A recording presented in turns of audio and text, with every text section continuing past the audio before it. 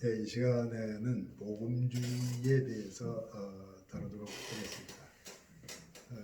복음주의와 에큐메니즘이라는 강의에서는 복음주의가 우선 다뤄야 될 내용이었고, 또 기독교 사상에 있어서도 이제 복음주의라는 것이 다뤄야 될, 반드시 다룰 문제가 되겠고, 그리고 이제 우리가 뭐 설교를 할 때도 복음주의가 뭐냐 이런 전제를 깔고 있어야 되겠죠. 특히 우리가 이제 어쨌든 장로교 통합 측도 복음주의적 내용을 가지고 있다고 봐서 복음주의가 뭔지 그것을 좀 역사신학적으로 살펴볼 필요가 있다고 판단됩니다. 그럼 복음주의에 대해서 말씀드리도록 하죠. 복음주의와 에큐메니즘 자료를 보시면서 우선 복음주의를 크게 세 가지로 나누어서 우선 말씀드릴 수가 있는데, 첫 번째, 종교개혁 시기의 복음주의. 이건 로마 가톨릭에 반대하는 맥락이에요. 무슨 얘기냐면 어떤 수직적인 로마 가톨릭의 관의주의 성직 체제 속에서 복음은 사라지고 말았다, 이런 얘기를 하죠.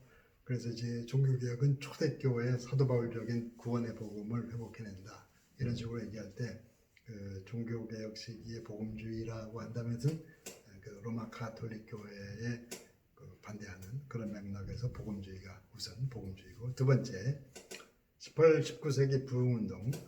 18세기 부흥운동은 그 당시의 시대 변화와 관련해서 얘기하면은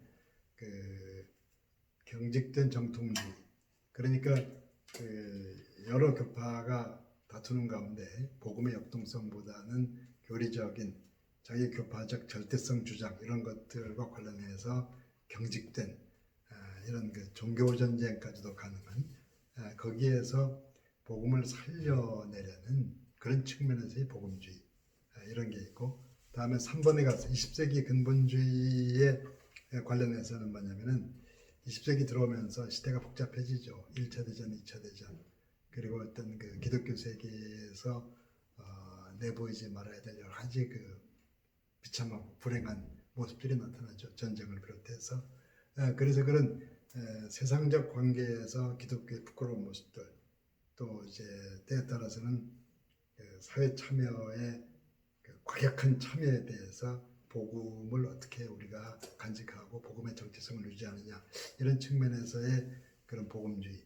그래서 복음주의가 여러 의미의 복음주의가 있는데, 우리는 그 두 번째 있는 18, 19세기의 그런 복음주의 부흥운동과 관련해서 복음주의를 일반적으로 복음주의라고 알고 있죠. 근데 약간 전통적인 보수적 교회를 비판하는 조롱 비슷한 느낌으로 복음주의라고 말할 때도 있어요. 그래서 복음주의가 여러 맥락에서 사용이 되는데, 그 다음 봅시다. 영어로 좀 표현을 했는데 백과사전 같은 데에서는 대략 어떤 식으로 얘기하는지 간단히 메모를 했습니다. 보시면 복음주의의 특징, 백과사전적 요약. 복음주의를 영어로 에반젤리컬리즘이라고 그러죠. 에반젤리컬리즘. 주로 개신교적인 운동이에요. 복음주의라고 할 때 주로 개신교에서 쓰는 말이에요.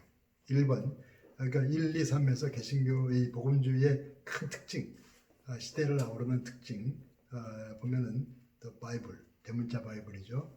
성경을 가장 중요한 권위로 받아들인다는 것.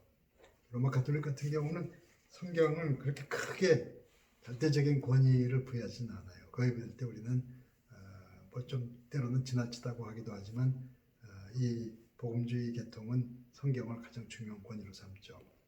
두 번째, 밑줄군 born again, regeneration. 그러니까 이게 뭐냐면 두 번째 문장, personal trust in Christ. 그러니까 그리스도에 대한 인격적인 신뢰. 이게 이제 특히 왜 문제가 되냐면은 괄호 안에 VS에서 소셜 돼 있는데, 사회적인 운동을 하면서 기독교를 얘기하는 사람들 보면은 개별적 신앙, 개인적 신앙, 이런 게 좀 약하죠. 그런 사람들에 대해서는 이게 기독교인인지 아닌지를 전통적인 신앙의 방식으로 구분하기 어려워요. 근데 전통적 교회에서는 심한 게 오면 그리스도를 언제 만났습니까? 어떤 체험이 있습니까? 이렇게 묻는 것은 어떤 특별한 기적적인 체험을 요구한다기보다는 개별적으로, 인격적으로 그리스도와의 관계가 있습니까? 그것이 구원의 증거가 된다고 말하는 거죠. 그래서 첫째는 대문자 The Bible, 두 번째는 퍼스널한 그리스도와의 만남, 관계, 그것이 거듭남이죠. 믿음 없이 살던 때로부터 거듭남, 리본하는 거, 리제너레이션. 이것이 이제 두 번째 개인적인 관계. 세 번째는 뭐냐면 spiritually transformed life라고 돼 있어요. 그러니까 이제 그 어떤 복음을 받아들이는 사람에게서 나타나야 될 증거적 차원, 변화된 삶. 거기 세 가지로 나왔죠. moral conduct. 그러니까 이제 믿음의 결과, 윤리적으로 삶이 변했느냐.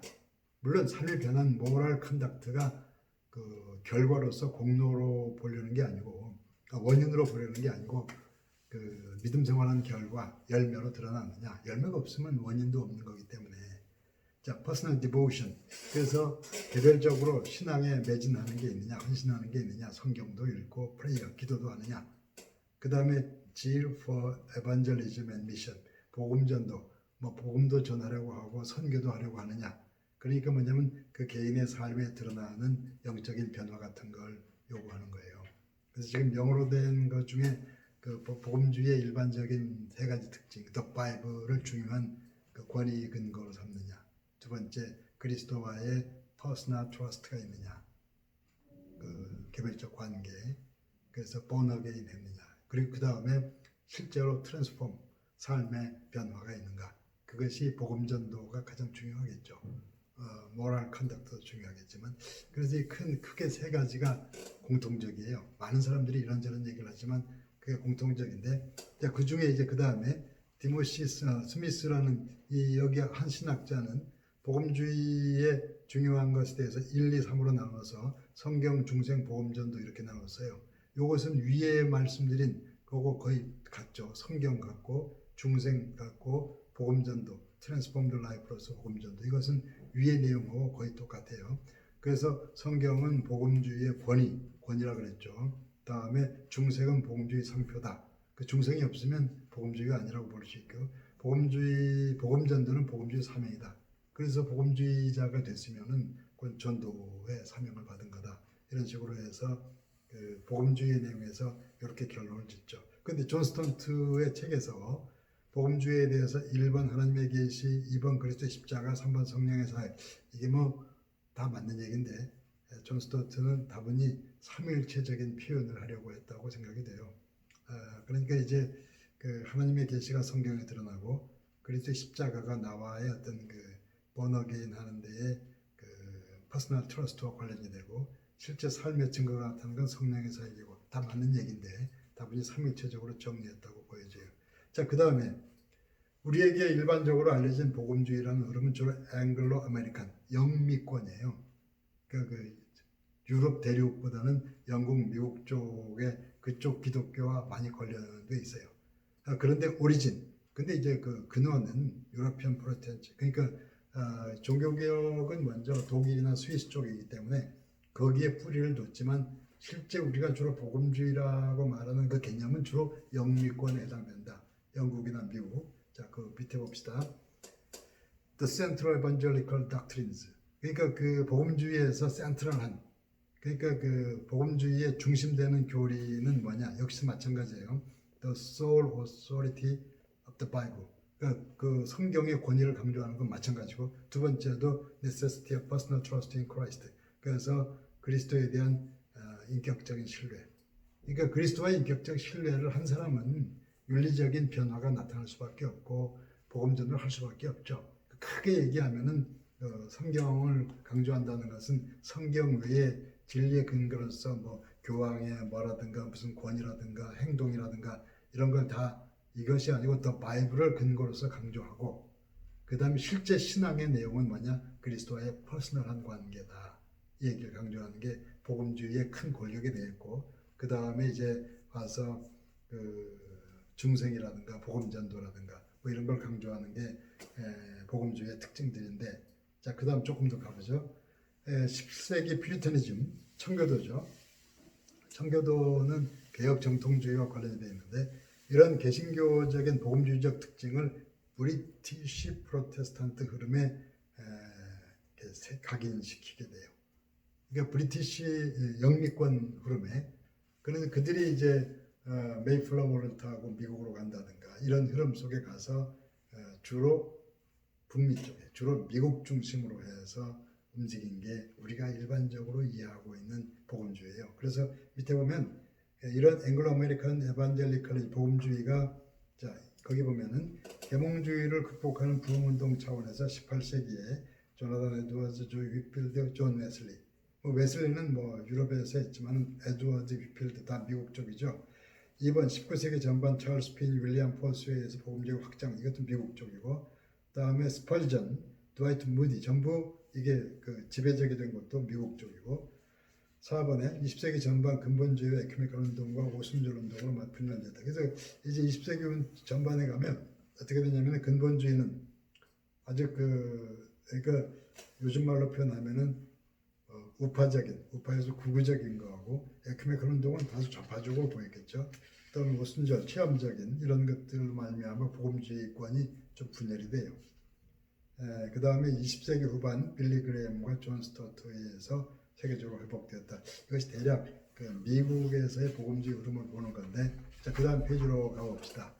이렇게 해서 데이빗 보쉬가 선교학자인데 복음주의를 7가지로 분류를 했어요. 그래서 7가지 분류를 했는데 첫째는 신앙고백적 복음주의, Confessional Evangelicalism. 이것은 조금 전에 얘기할 때 종교개혁 때의 로마 카톨릭에 대해서 일어난 복음주의를 말하는 것이고, 그 다음에 둘째, 경건주의적 복음주의. 이것도 역시 경직된 정통주의, 굳어진 정통주의에 대해서 복음의 역동성을 추구하는 18, 19세기 부흥운동으로서의 복음주의. 셋째, 근본주의적 복음주의는 이게 이제 조금 더 관심을 가질 게 19세기 자유주의 신학에 대해서 일어난 전투적, 분리적, 반문화적. 이게 뭐냐면 너무 세속화되는 게 아니냐, 너무 휩쓸려가는 게 아니냐, 이런 측면에서의 복음의 정체성을 강조하면서 좀 문을 닫는, 좀 전투적인 이런 쪽에서도 이것도 복음주의죠. 다음에 넷째, 오순절 복음주의, 성령의 은사를 중심으로 성령 운동을 전개하는 복음주의다. 이것도 복음주의라고 하긴 하는데 이것은 좀 은사 위주의 성령 운동이라고 할 때 우리가 일반적으로 알려진 복음주의는 조금 이제 거리감이 있긴 한데, 다섯째, 신복음주의, 근본주의 한계를 극복하기 위한 보수적 복음주의. 근본주의 한계. 근본주의는 어차피 신앙의 근본적인 원리를 강조하면서 약간 폐쇄적인, 개방적인 입장은 아니죠. 세속적인 흐름에 대해서 자기 정체성을 분명히 하려는 거라고 볼 때는 개방적인 흐름은 아닌데, 그런 것들에 대해서 좀 이제 극복을 하면서 세계에 대해서 문도 열고, 그 다음에 기독교 세계관에 근거하여 지성을 긍정적으로 평가하고 문화를 복음 전도로 활용하며, 근본주의에서는 문화를 막으려고 하죠. 지성을 약간 이제 뭐랄까 정죄하려는 입장도 있고.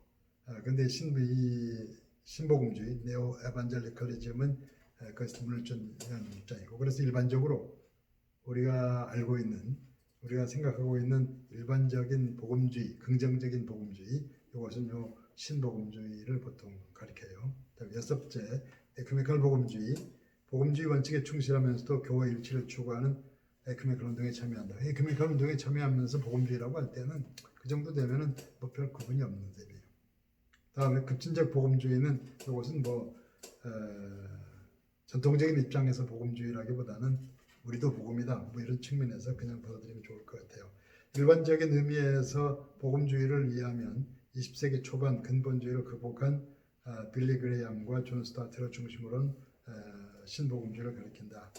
그래서 복음주의와 에큐메니즘을 생각하면은 첫 번째, 19세기 복음주의 부흥운동이라는 공동의 뿌리를 가지고 있다. 이제 일반적으로 우리가 가지고 있는 것도 부흥운동에 대해서 복음주의라고 그러고, 거기서부터 온 세상으로 복음이 전파되어 가면서 정체성도 확립하고, 그 다음에 급변하는 세계사에 대해서 복음이 어떻게 대처할 거냐, 이런 맥락에서 에큐메니즘이 나오는 것이기 때문에 공동의 뿌리를 가지고 있는 건 분명해요. 그 다음에 두 번째, 1960년대로 가면, 50년대, 60년대로 가면은 세계사에 아주 격변하는 일들이 벌어지게 됩니다. 우리 6.25도 그때 일어나고, 그 다음에 중국의 문화혁명, 베트남 전쟁이라든가, 미국에서의 마틴 루터 킹 목사의 암살이나 케네디 암살이나 여러 가지 세계사를 흔드는 사건들이 일어나요. 이럴 때에 기독교가 어떻게 참여하느냐, 또 해방신학도 60년대에 나왔죠. 그래서 적극적으로 그 참여해간 그런 흐름에 대해서 조금은 이제 그 반대편으로 움직인 그런 복음주의가 또 복음주의고, 그건 약간 근본적인 입장으로 가겠죠. 그래서 복음주의가 여러 입장이 있습니다. 물론 그렇게 1960년대에는 서로 분리되다가 70년대 중반부터 다시 그런 에큐메니칼과 복음주의가 서로 만나고 대화도 하지만 아직까지 조금씩 다른 점이 있죠. 우리나라에서는 아직 그런 세계적인 흐름에 잘 가까이 가지 못한 채 복음주의도 정체성이 오히려 정통주의적 근본주의 비슷하고, 또 에큐메니칼 흐름은 신앙 없는 사회적 운동 비슷하고, 이런 게 좀 우리나라의 아직까지 현실이라고 보이는데, 그래서 그래도 이 복음주의라는 게 뭔지 이런 걸 알고서 복음주의도 다루고 에큐메니칼도 다룰 필요가 있습니다. 이 시간은 여기까지 하겠습니다.